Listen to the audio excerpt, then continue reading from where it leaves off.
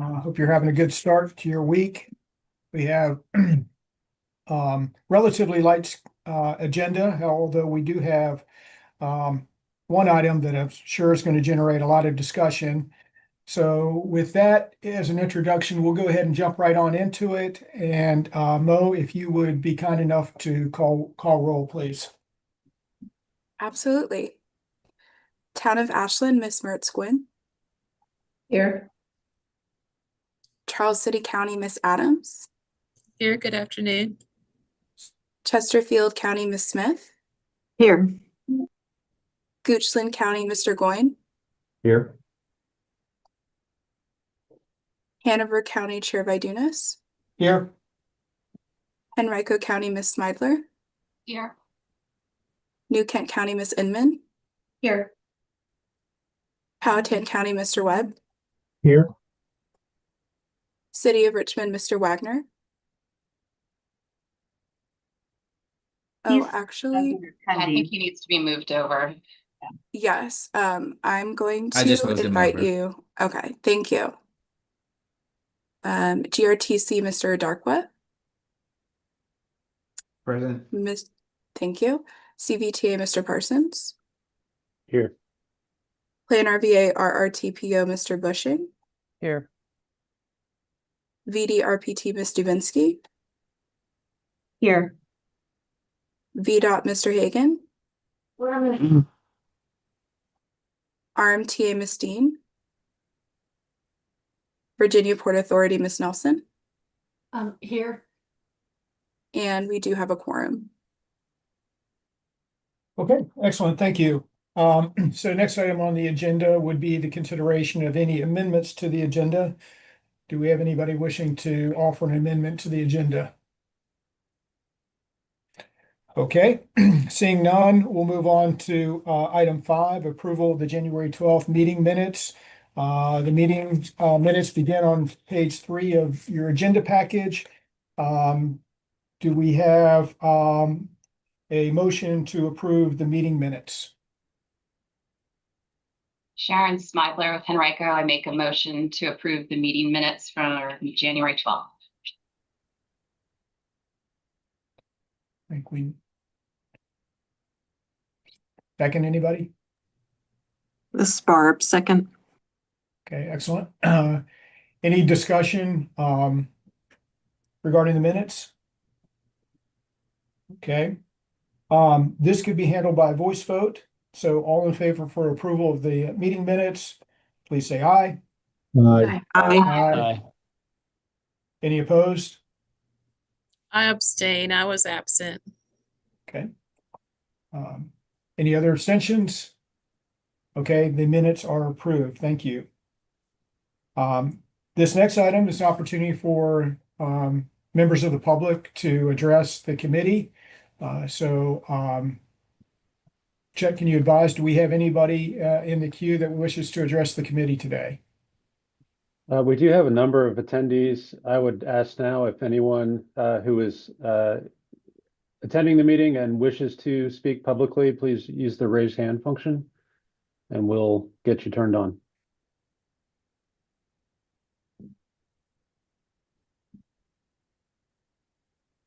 Okay, Mr. Chair, looks like no one is raising their hand, so I would say we don't have anyone asking to speak. Okay, very well. Item 7. Turn the floor over to you, Chet, and then we'll get into, I'm sure, some interesting discussion. Yes, thank you, Mr. Chair. This is item 7 in the agenda packet titled Final Round 4 Regional Application Scorecards. What is in the packet is a summary of 4 options that this body developed, plus an additional 5th that the authority took action on at their meeting on January 23rd to refer back to the TAC for consideration. So what is in the packet is a summary of those 5 options, but the quick background for folks who may not have been at our last meeting is that we have a slate of projects that have been moved through the project prioritization framework that the TAC developed and the authority approved. those projects show a staff recommended scenario that is just based on the criteria and the framework for which projects would receive funding through round 4 of the regional cycle versus which projects would not.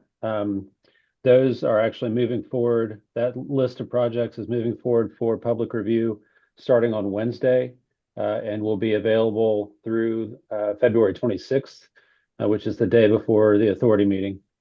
What the topic today is really focused on is an unallocated funds balance due to the framework and the criteria that we set forward. If projects are not able to be fully funded, generally, those projects, that funding is left unallocated by category.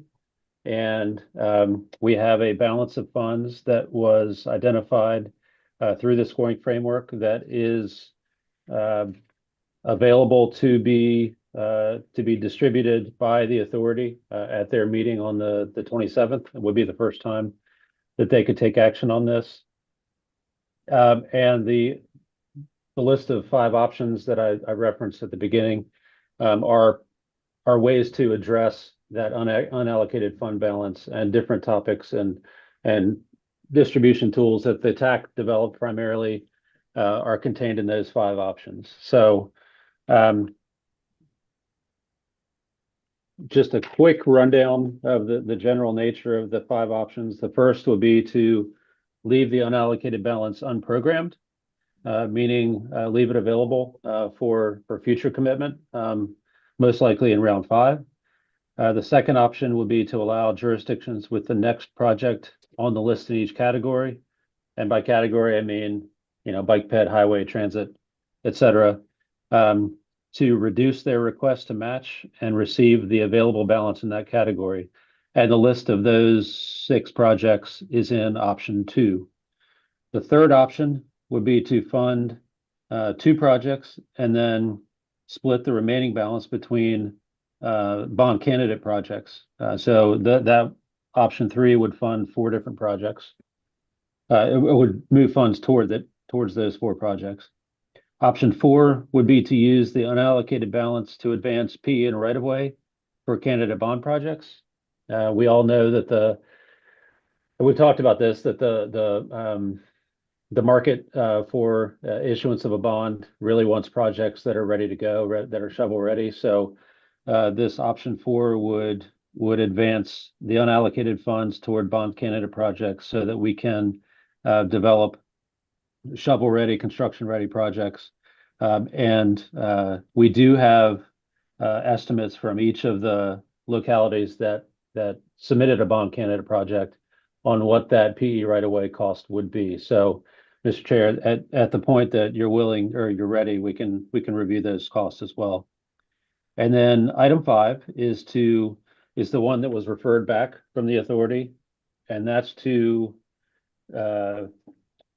take action on deallocating funding from 3 projects that have met the criteria that's set forth in the framework for deallocation of funds, which would build that unallocated balance higher up to just over $73 million, and then advance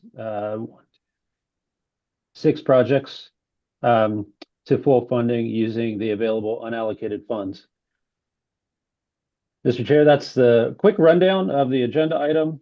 The requested action today, if TAC is comfortable and in agreement, is to recommend an option for how to allocate this unallocated funding balance, considering the 5 options developed by the TAC and Cvta. And just quickly, the process moving forward would be that we have a slate of projects in the staff recommended scenario from the framework that is going out for public review. So that'll be available for public input for 15 days. The TAC can make a recommendation on how to move forward with the unallocated balance. And that can be a point of consideration for the authority when they get to their meeting following public hearing, et cetera, et cetera. And we do have a finance committee meeting on Wednesday. So if the TAC takes a position today on a recommendation, we can certainly share that recommendation with the Finance Committee 2 days from now as well. So there will be some type of groundswell into the public hearing on the 27th at the end of this month, so that the authority has everything they need, all the best information available to make a decision at that point. Okay, I think I'm done. Okay, appreciate that. Before we kind of get into the discussion, I would ask, does anybody have any just general questions about the 5 options that are in front of us? Okay, so what I thought we would do, maybe to help kind of to move this thing along, is just take a quick straw poll, and basically show of hands, and somebody help me count. But let's just run through the 5 options and just kind of see where everybody is on those. And I might add, on option 5, there has been some discussion offline about variations of option 5. So I would say option 5 would be, when it comes for a vote, option 5 or some variation thereof. Okay. But we have the 4 options that we came up with at our last meeting. The 5th option, which was forwarded to TAC from the full authority. And so I guess with that, let me just start it. Option 1, leave the unallocated balances unprogrammed. Anybody in support of that? This is unofficial.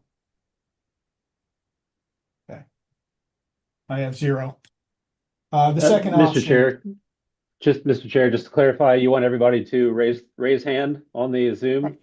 Maybe just, well, some people aren't showing their camera, so maybe just by voice. And if we get 5 or 7 people, then we might have to clarify that. But okay, so again, is there anybody, either speak or show your hands, in favor of this very first option, leave the unallocated balance unprogrammed? I'm in favor of leaving the Ashland money out of this, but I don't know that that's what you're asking. That bond road money. No, that's not what I'm asking. Okay. So the unallocated funds are the funds that remain in the 6 pots, if you will, when we went through the scoring metric. So that's I think the roughly $44 million is what we're talking about under option 1. 48 million.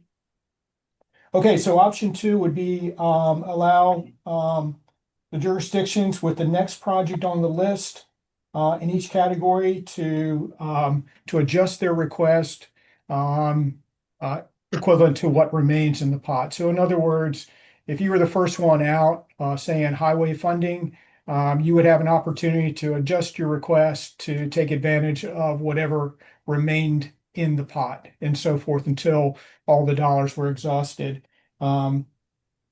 Just side note, I think that was the one I came up with, but I'm not in favor of it. Anybody else in favor of that option, option 2? Okay. Okay. Option 3. This one is, I'll just read it. Fund the Shockoe Valley street improvements, 14 million. Fund Fulton Yard layover facility. That's the VPRA project, for 15 million. And then split the remaining balance between the I-95 operational improvements and the Powhite Parkway extension, 2-lane extension in Chesterfield, both at 9.5 million. And I guess those are bond candidate projects. So basically fund the four projects that I mentioned: Shockoe Valley, Fulton Yard, I-95, and Powhite Parkway extension. Do we have any support, preliminary support for that option? Okay, Amy. Austin. Anybody else? That's 2. And this vote doesn't eliminate anything. It doesn't secure anything. It's just kind of basically see where we are as a committee. So we have two in favor of that one. Next is option 4. That would be to use those unallocated balances. Those are the amounts remaining, the 44 million roughly, and use it towards PE and right away to get some of these bond projects, candidate bond projects, shovel ready so that they would be in a position to be bonded. Do we have any support for that? And I'll just add the total amount that it would need to take I think it's the 6 candidate projects is 122 million to get them shovel ready. And we have a balance of about 44 million 48. in unallocated funds. Do we have any support for that option? I see you, Elizabeth. Are you supporting that or do you have a question? Support. Okay. So we have one hand up for option 4.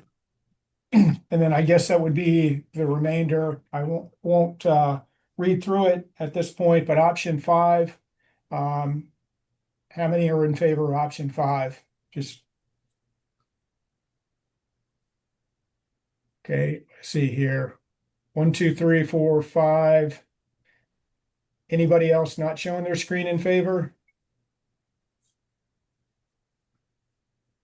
Ligon? Yep. That's 6. Anybody else? I think I got you, Sherry. Okay, we'll call it 6 for option 5. Okay, so that's kind of where I thought we would end up, at least in terms of option 5.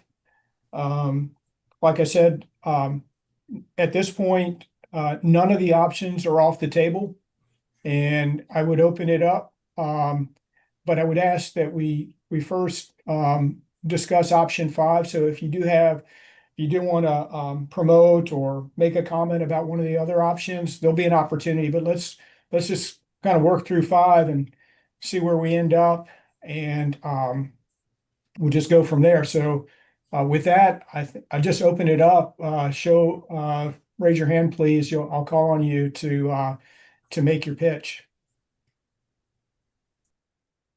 Sharon with her hand up first. All right, I think number 5 as proposed, I support it. It does call for deallocating 3 of the projects that were discussed on last month's agenda, according to the process of being deallocated. And the other unallocated projects, I know the city had asked for Shaco last time, and the town of Ashland was next, and some money for Hanover for 33, as well as Beulah Road relocation and Fulton Yard, part of VPRA, and had money for Powhite Parkway extension in Chesterfield. So Henrico supports option 5 as proposed. And thank you. Chet and I spoke earlier this morning, and I just want to confirm and clarify that the 3 projects identified for defunding, that is not that's not discretionary.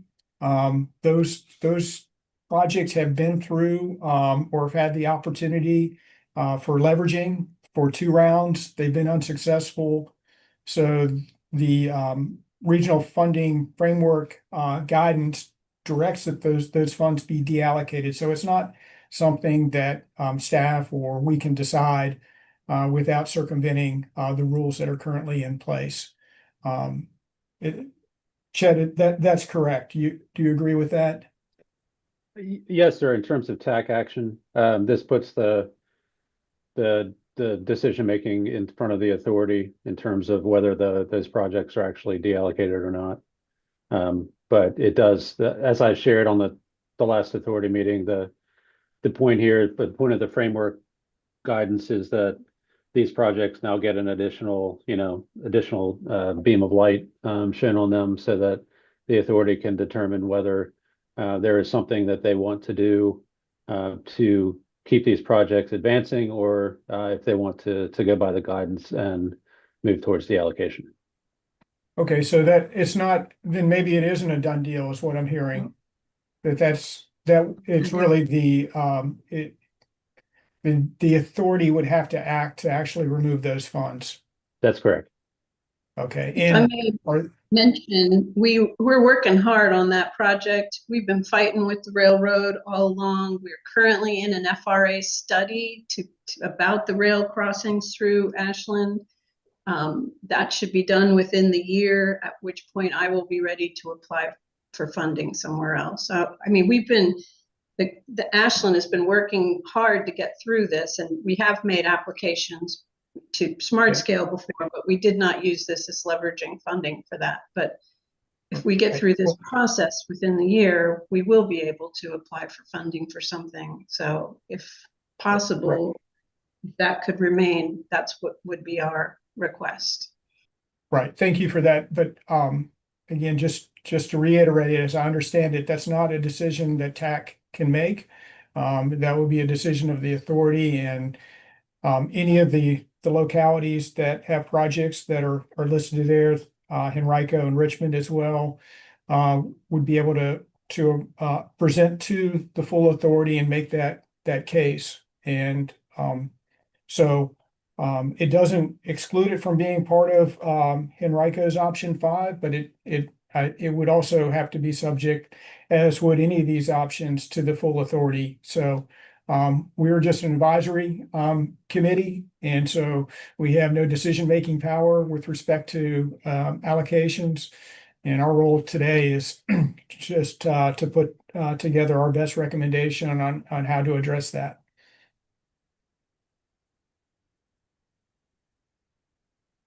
Okay, we have anybody else that wishes to comment on the Henrico's proposal? Hi, Daniel. Good morning, everyone. Can you hear me okay? Yes. Excellent.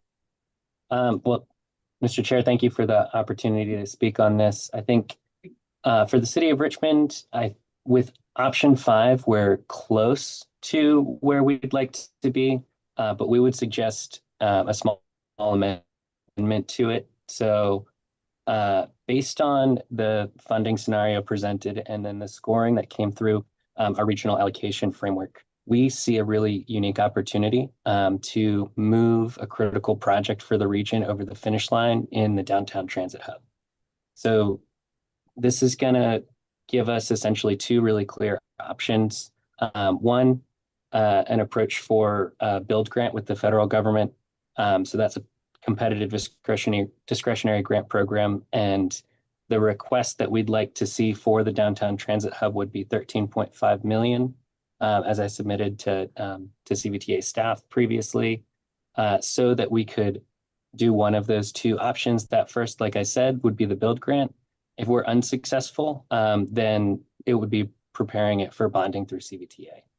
And the reason why this is a particularly unique request is since we're approaching this as a P3, it's not particularly suited to the existing programs that exist, right? So there are a lot of projects that can be funded through other means, looking at things like interstate operations enhancement programs and other state and federal funding. This is a little bit unique, so it doesn't quite fit into DRPT's merit program for major capital projects.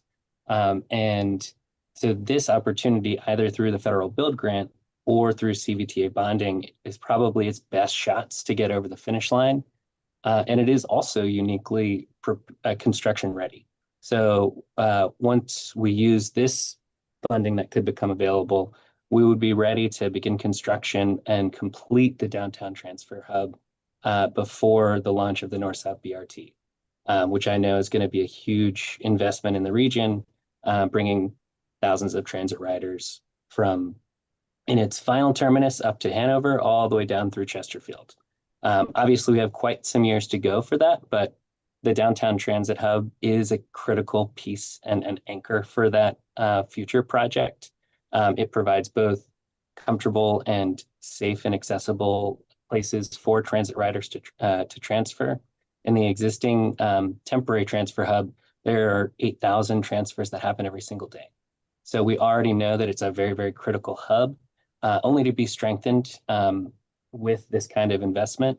And the other piece of the puzzle is the operations investment. So what ends up happening is you're going to see improvements in reliability as we fix up the network here, the street grid, and put in the new transit hub platform. It will allow for reliability improvements across the system. So it doesn't sound like a lot, but sometimes saving just a couple minutes has downstream effects for every single transit bus run across the system throughout the entirety of the day. So when you have a more efficient transit hub in downtown core, I apologize, I'm pointing because my desk is very close by. But when you have a very successful and operational transit hub in the downtown core, it has up and downstream effects that benefit riders in Chesterfield, Henrico, Hanover, and throughout the system.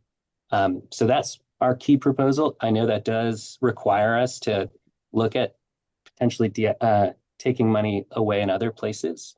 And like Ms. Mertz-Gwynn has already mentioned, losing the Forest Hill project is also a big miss for the city of Richmond, as that's another critical piece that serves thousands of transit riders across that corridor, providing them new sidewalks. But I understand that sometimes with these trade-offs, we've got to make decisions in a world of limited resources. So at the moment, the city of Richmond's priority is getting the downtown transit hub over the line so we can set ourselves up for success and get it off of the Cvta regional books and into either a bonding or pursuit through other federal and state sources. Okay. Thank you, Daniel. We'll go with Amy and then Sharon. Great, thank you. So, thank you, Mr. Chairman. Daniel, so are you suggesting you're in favor of scenario 2, where you maintain, what was it, the remaining balance from the multimodal? I'm sorry, the transit downtown transfer hub. So you'll take the 28 million. Is that what you're suggesting? Mr. Chair, if it's okay, Yes. Ms. Inman, I think it's closer to a slight amendment to option 5. So not entirely just allowing us to, reduce those asks a little bit, but I understand there's other pieces in play that are important in order to fund major priorities. For instance, we're very supportive of the Fulton Yard facility and would love to see that also successful and funded in this round. So I don't understand what would move off of Yes. how 5 will get, reallocated. And I want to say that I think the Fulton Yard has to stay on the list. Of all those projects, Fulton needs to stay on the list. Yeah, thank you. So I'm going to try to do something. I think this may help. Full disclosure, I've had some conversations with some of y'all, so I kind of anticipated what some of these variations look like. So I'm going to go ahead and share my screen, and I think this might help because there are a lot of numbers. So let me see if I can make this work.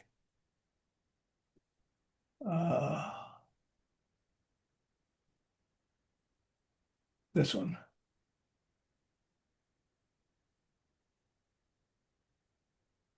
Okay. Can you all, is that large enough that you can see the spreadsheet? It needs to be Might larger. Yeah, I might want to That's zoom in a little better. bit. A little better. Okay. I can make it bigger. How's that? That's better. Is Thank that you. it? Everybody can see that well enough? Yes. Okay. So just to kind of sum up option 5, so we have the unallocated balance. I apologize. I was misstated that as 44 million. It's roughly 48 million and change.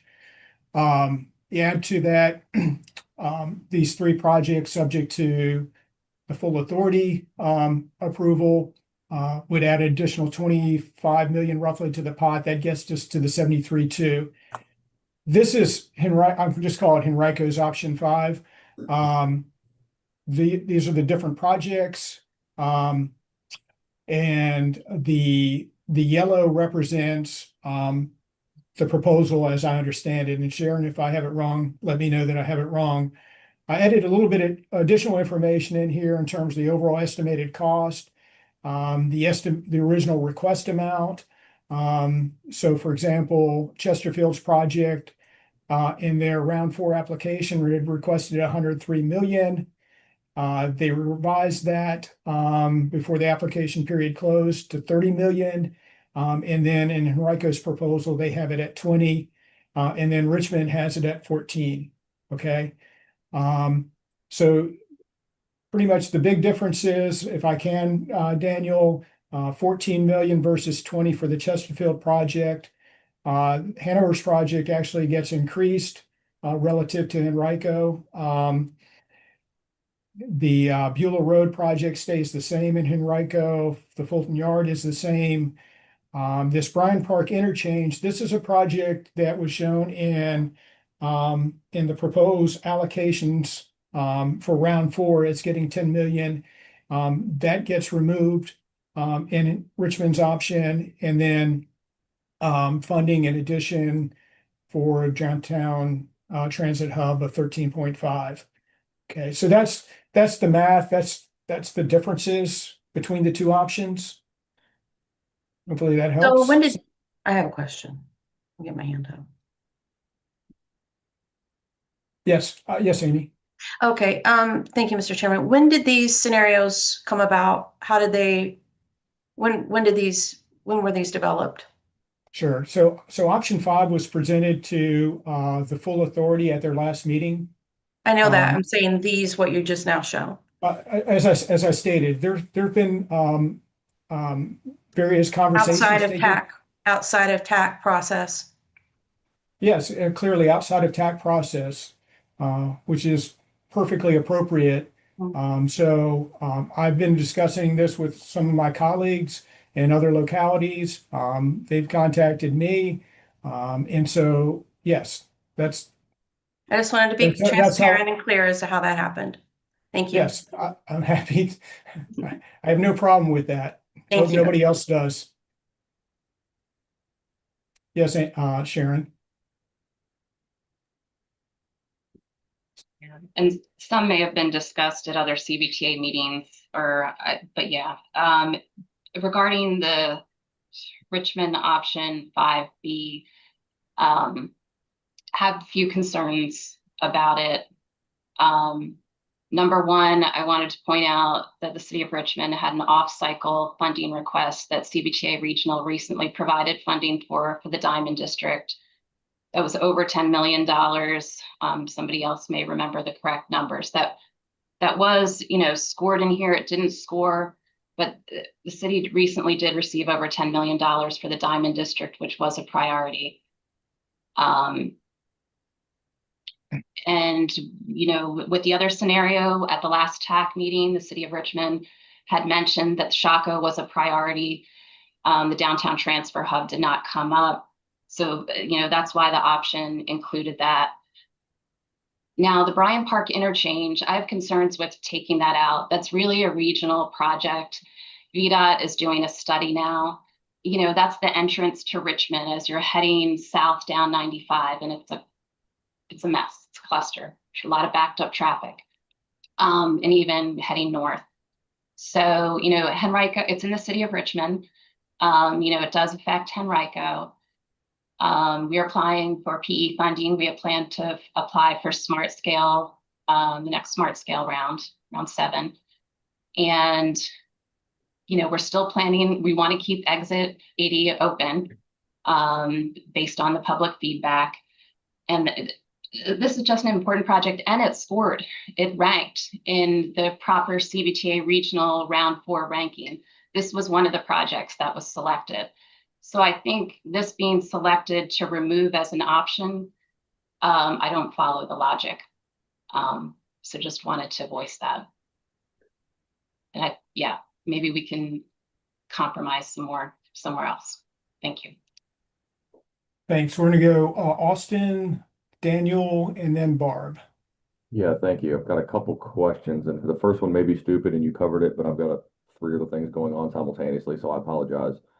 The total of both option 5s add up to 10 million more than the 73,299. Where'd that 10 million come from? Yeah, I'm sorry. So that was that's from the I-95 Bryant Park interchange project that Sharon just mentioned. So Okay, in Richmond's scenario, they needed an additional 10 to make them the Yep, dollars okay, work. So that's where okay, that's where okay. they took that from.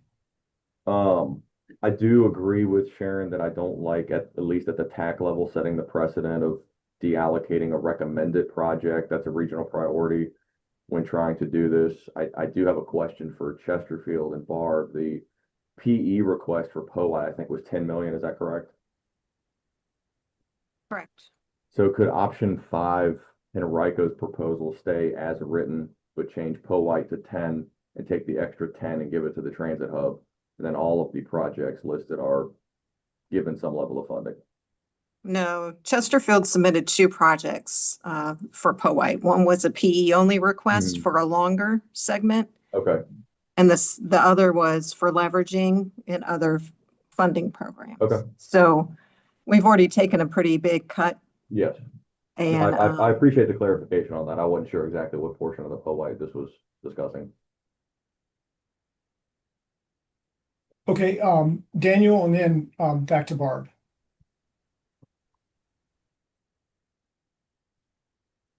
Gotta unmute myself first. Thank you, Mr. Chair. I think so. The reason why we took a look at the Bryan Park interchange, and I definitely understand the concern. Traffic is a huge issue in a lot of these places. It was more about suitability for CVTA round 4, and it feels as though it would be a unique opportunity to move forward a big regional priority that's ready to go, as opposed to something that probably could wait till round 5. And I understand there's a conversation around leveraging, because that's something that we're all fitting into our calculus. But from the prioritization standpoint, if we want to look at alleviating traffic, especially coming in and out of the city of Richmond, we also have to take a serious look at modal shift. And the way that we approach that is in the city of Richmond is looking at supporting GRTC to the best of our ability, and this allows us to do that. We also, of course, submitted the downtown transit hub both as a bond candidate as well as just a project itself. And the reason why it didn't score well is because it's a big price tag. It's a $107 million request. And so it doesn't make it over the threshold in that cost benefit ratio.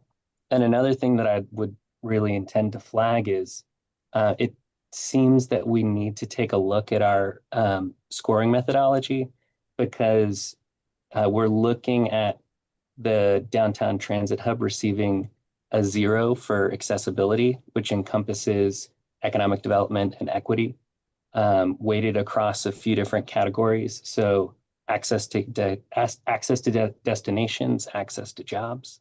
This project would actually create jobs, because at the end of the day, what it is a TOD project, right? So it's going to be mixed use, adding both commercial, residential, and a major transit amenity to the corridor. So it's actually one of the only projects on this list that will directly add to future CVTA revenue through new generated sales tax.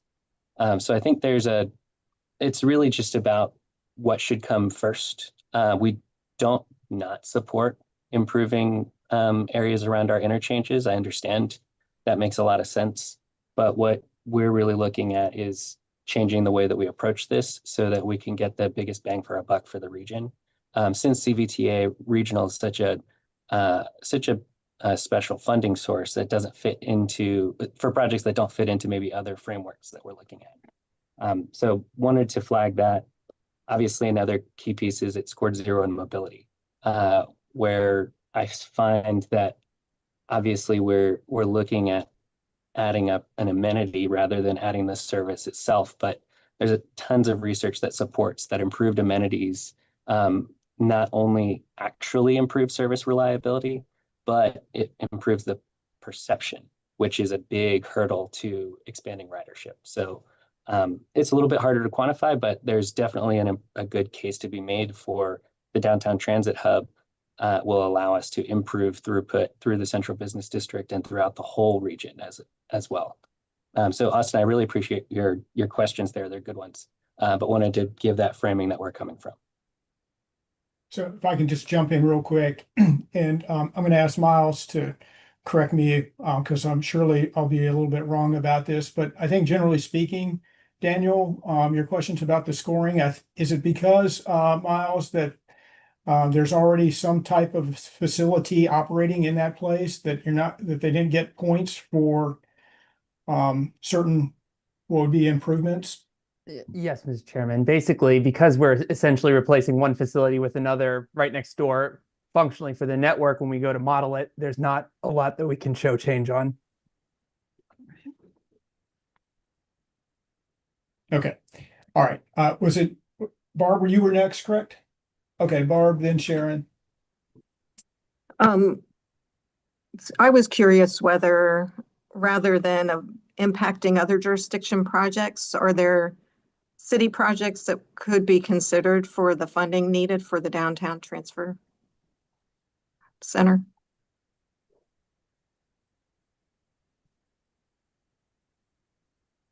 That's a question for Daniel. Yeah. Yeah. Sorry, Mr. Chair. I know Sharon has her hand up as well, so. Oh, no, you go ahead and address the question. Okay, so great question. So I think a key piece for us is we're already looking at deobligating the 16.7 million for Forest Hill and giving 3 million away from Shaco, which is another sort of critical gateway. That's Yeah, Shaco had already been reduced to 14. I understand that, but regardless, it is being reduced, right? That's the idea is contributing to the pot there. So there's not a lot else that we can wiggle on, unfortunately. What about still- Shaco? We can't move on Shaco anymore. That's really, really important from a safety standpoint.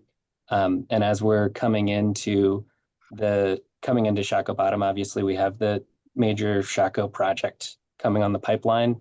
It's important from a safety standpoint that we are able to clear the backup there and make sure that we have the bike and ped facilities that are going to be available as well. Yeah, I guess I'm having trouble with contributing another $6 million off a Sure. project where 30 million for leveraging is really not enough. Mhm. So I can't support option 5B. Sharon? Yes, Barb kind of already said what I was going to say. I was like, would Richmond consider swapping if, the multimodal downtown transfer hub is so critical, swapping Shaco, since that was critical as well, and since they just received the Diamond District. But you're saying everything's critical. There's a lot of worthy projects of all these Cvta regional, and we have to reach a compromise. And yeah, that's all I have. I cannot support option 5B. I'm going to go ahead and muddy the waters a little bit and notice there wasn't a option 5A. I'm going to reveal an option 5A just to make. So, quite simply, this is very similar to what Henrico is proposing. The only difference is it gets Hanover back to the 20 million that we had revised our request to and grabs the 5 million additional off of the Fulton Yard facility. So it goes from 15 to 10. Everything else is identical to what Henrico is proposing. And I couldn't agree more with what Sharon just said about the other projects. This is not, our proposal is not we're not discounting the validity and the need and the value of the other improvements. For us, it really just comes down to more of an equitable issue. Okay. Not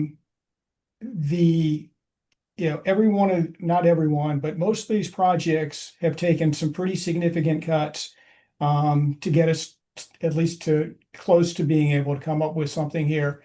And Fulton Yard is one that hadn't. And I've always felt this. I felt this with the Diamond District. I think it's important to have a little bit of skin in the game. And so, unfortunately, that's the project that we saw as being probably the best candidate to make up that delta. So we're going to hear from Amy and then Laura, please. Okay. Laura might have been ahead of me, but I guess I just take exception to that because Fulton Yard, this will fully fund that project. And the 15 million, I think we heard clearly from VPRA that, and I'm not sure that these other projects, will this fully fund the project in Hanover so that you're ready to move forward with that project? The Fulton Yard, you understand, is so regionally significant, and it's not just regionally. It's actually a very statewide and actually Northeast corridor significant project because that allows all of the trains that are necessary to come up. I think we're getting how many additional? I wish Jeremy were on. I can't remember. I think it was 7 additional trains coming up through Main Street Station. So that's significant. So this $15 million is going to get that project ready, and that actually leverages other state and I think federal dollars that they actually are, that this would, I guess, leverage those other federal dollars. So to me, having the 15 million fully funding Fulton Yard, to me, is a shovel ready, makes that a shovel ready project. I don't know that we can say the same for these other projects, including the Hanover project. I don't know, Joe, I asked that previously in the last meeting. Does this fully fund your project to shovel ready? Or what does this do for your project? I'm just asking that question. I don't know. But we did hear clearly from VPRA that this does fully fund their project, and that is a very critical project. So I'll just respond real quickly, and then I want to give Okay. Laura a chance while these comments are fresh. So first, all valid comments. Like I said, I'm not going to take away from any of the projects that are on the list. I think the folks among us could make really, really powerful, and they have made some very strong, powerful comments about how important each one is. With our Hanover project, our strategy has always been to seek outside funding and then make up the balance with local funding. And so that would be our strategy. Whatever we aren't able to get through grants, we would fund with local. I may have this wrong, but I think one of New Kent has done the same thing with one of your projects that's in the allocation slate. Is that right? Fully This funded isn't with local? This isn't about New Kent. This is about the I'm asking- projects that we're dealing with. I'm not going to get into that, Joe. What I'm saying is I'm asking the question, will the 20 million, and this is for all of them, not just picking on Hanover, but that's where you're putting the money, right? Is back onto. You're not picking on me. Okay. Like I said, our strategy, Hanover strategy has and always been is to seek outside funding, and where we can't make it whole, we will make it whole with local funding, just as New Kent has done. That's not a criticism. That's a compliment, actually, Amy, but that's what you all are doing with one of your projects. Laura.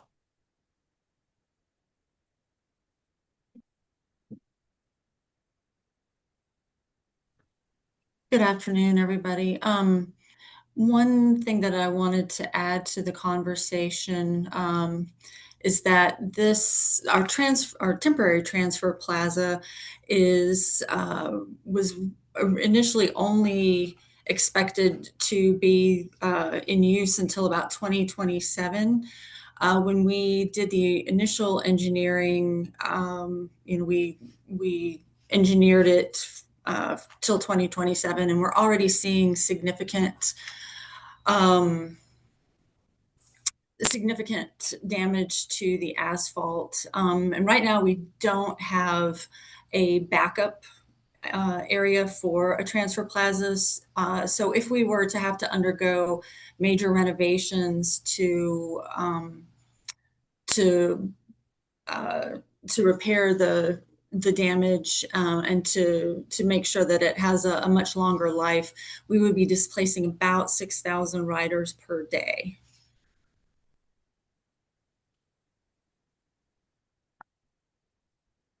Okay, thank you. We're gonna, what I'd like to do is, Barb had her hand up. I saw Austin with his hand up, and then I'd like to pause it, and maybe turn it back to, see if we want to go back to those previous, other, options, that we had some limited support. If not, we'll try to wrap it up and, we'll call for a motion on one of these options. How about that? So, that which was, option? so what I would like to do, let me just be clear again. Let's hear from Austin and Barb. And then, I'm gonna ask the question, do we want to, we haven't talked about any of the other four. There were a couple that got a few votes. And like I said, that didn't eliminate, so I want to give an opportunity to see if anybody wants to make a case for, options 3 or 4. And, depending, where we are there, if we are back to 5, if there's no interest in those other options, we'll come back and I'll ask somebody to make a motion, regarding one of these options or some other, variation, that we come up with. So Austin, Barb, and then I'm going to pause it for a second. So I guess something to consider, I don't really like the idea of the suggestion of taking money from 95 Bryan Park when that was in the original scenario. I don't know whether Henrico would be agreeable to shifting 5 off of Bryan Park into Fulton Yard. But that could be an option if right now the work effort is really for preliminary engineering, 5 million might be sufficient. Again, I don't really like the idea that that's been pulled out to fund other projects, but maybe that's something to consider. Chesterfield was pretty intentional in only submitting the Poway Parkway this round, a couple iterations of it. That is our priority. And we really can't sacrifice again on that project. So just reiterate that.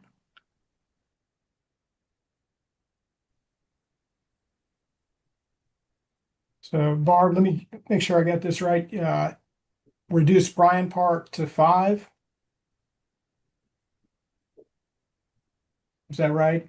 And then No, put the- I think that's something that Henrico would need to talk about. I'm just suggesting it might be an option.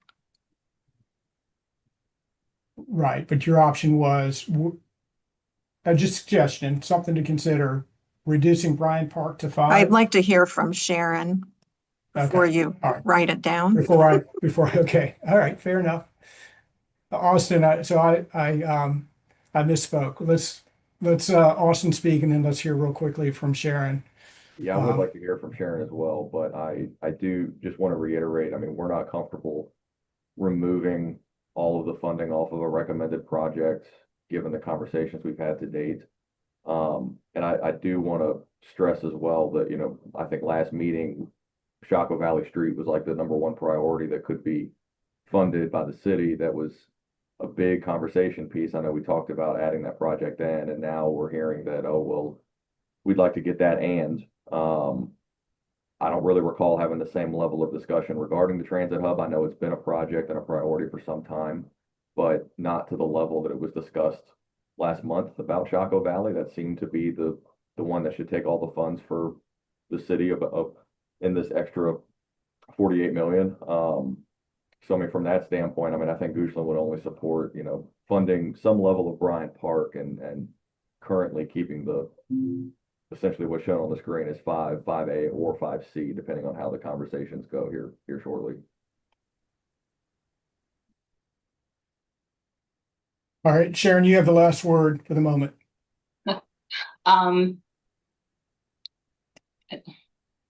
I want to work with everybody, but I don't support cutting 5 million from the ranked Bryan Park through the scenario. Because Henrico did go through the process, like many other jurisdictions did, about cutting their projects funding or requested amounts to help them score better. And I can't remember off the top of my head if this was one of the ones I lowered, but I did lower other project request asks to help with the scoring. I can understand that. But basically, I don't want to cut the request for Bryant Park. Yep, got it. Thanks. Thank you. Okay.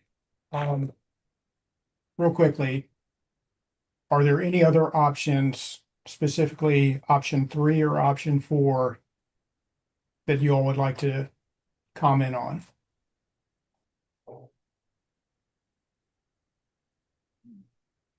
Okay. So, my feeling is that we've all had an opportunity to comment and make case. I should really, let me take this off. As I see it, I think there are really 3 options that have been discussed. They're on the table. So I really think it's time for us somebody to make a motion and see if we can't come up with a preferred alternative here. I'll make a motion that we move Okay. forward with Henrico's option 5. This is Sharon Snyder from Henrico. I second that motion. Okay. So we have a motion and second for option 5. Do we have any further discussion? Yes, Barb. I would like to support option 5A and just want to throw this out for discussion in that Hanover has been unfunded in the past 3 rounds of CVTA regional. I think it's important for some equity, as Joe put it a minute ago, and keeping their request at 20 million. If I may, we have a motion and a second on the floor for option 5. And this is discussion about option 5. Okay. So option 5 shows a reduction to the Hanover project by $5 million.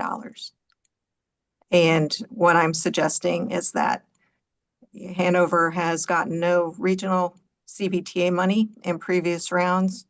And I think the right thing to do is to keep that at 20. So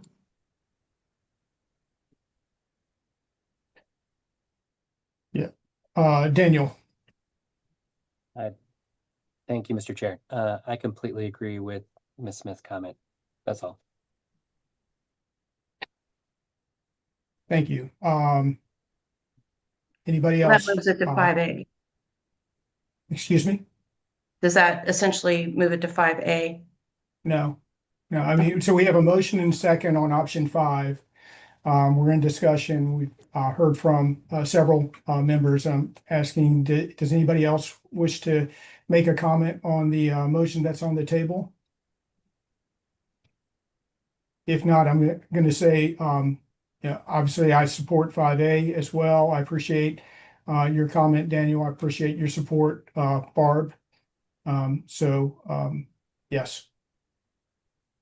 So with that, we do have a motion and a second. I'm going to go ahead and ask for a roll call vote, and let's see where we end up. Just for clarity, can I ask one question? Sorry. Yes. We are voting on option 5 in the yellow as written on the screen, correct? Yes. Not the 5A. 5. Not the 5A, Okay. the yellow option. Okay, just making sure. Thank you. Yep. All right. Town of Ashland, Miss Mertz Quinn.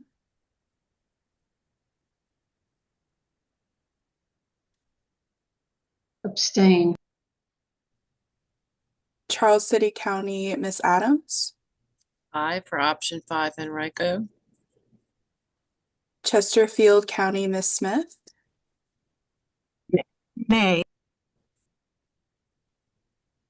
Sorry, what was that? You broke up a little bit. I'm not in favor. Nay. Okay. Goochland County, Mr. Goyne. No. Hanover County, Chair Vidunas. No. Henrico County, Miss Smidler. Aye. New Kent County, Miss Inman. Aye. Powhatan County, Mr. Webb. No. City of Richmond, Mr. Wagner. No.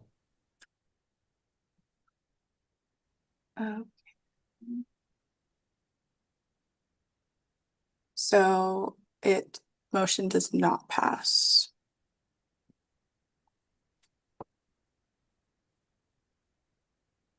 Okay, so, Chad, I need a little bit of guidance. Do we, at this point, do we ask for another motion? Yeah. Or Mr. Chair, open it up that's- to further discussion?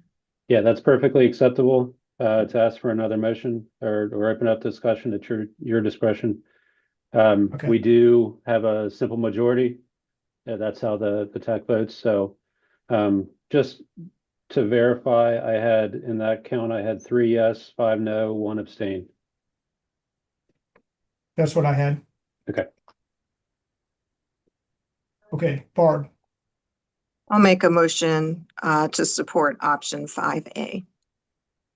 second. Okay, so we now have a motion and second for option 5A. That's the option in light blue. Do we want to have additional discussion?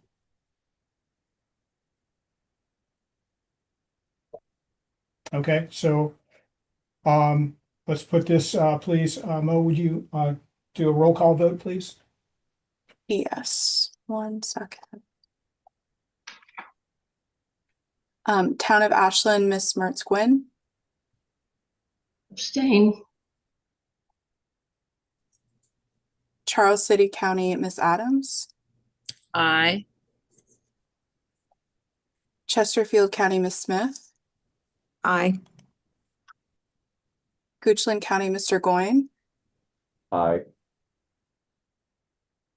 Hanover County, Chair Vidunas. Aye. Henrico County, Miss Smidler. Aye. New Kent County, Miss Inman. Aye. Powhatan County, Mr. Webb. Aye. City of Richmond, Mr. Wagner. No. Okay, motion passes. Okay. Thank you all for that. That was a lot. And I appreciate everybody's comments. So let's move on. Real We're quick, at can item we get the 8. count? Can we get the count on that? I think I heard a no there at the end. It was so I recorded 1 abstention, 7 in favor, 1 opposed. Thank you. I'll verify that. Okay, so item 8, CVTA TAC member comments. Okay, so opportunity for any TAC member to address the committee.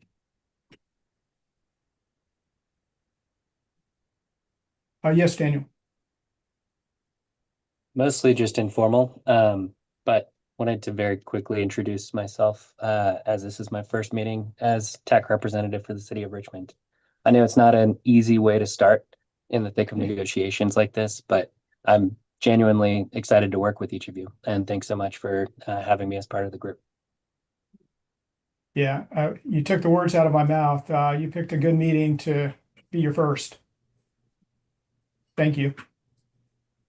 Thank you. Our next meeting is February 9th at 1 p.m.